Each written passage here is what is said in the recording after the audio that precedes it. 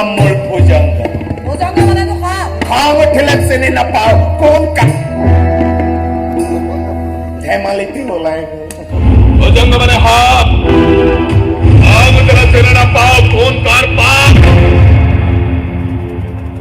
Inspector Bhagawati, সাপে এটা বেকাকৈ যাব পাৰে, কিন্তু সি যেতিয়া গাঁতত সোমাই নহয় একদম চিধা চিধি সোমায়। মোৰ কামৰ ষ্টাইলবোৰ অলপ বেলেগ ভগৱতী। আৰে ভোক নালাগিলে সাপে কেতিয়াও ভেকুলী নিকিলে না। এই ছোৱালীজনীৰ ৰাতি ৰোগৰ ব্যৱস্থা অতি সোনকালে কৰ। নৈপৰীয়া মাছৰ বজাৰ আমাক লাগিব। এই বজাৰখন আমাৰ কাৰণে সোণৰ কণী পৰা হাঁহ হৈ পৰিব।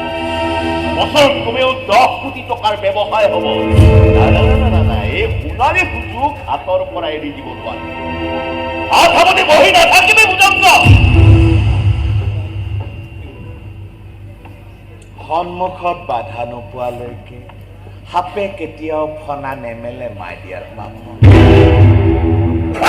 মোৰ ভুজংগ মানে সাপ। কম উঠলে চিনি নাপাওঁ কোন কাপ পাপ। বিচাৰটো কৰি যাওঁ মই কত খালি গাওঁ। কেনেকৈ কৰিব বাহে মাৰে নাম মোৰ ভুজংগ। কাক চলাই এতিয়া মাৰে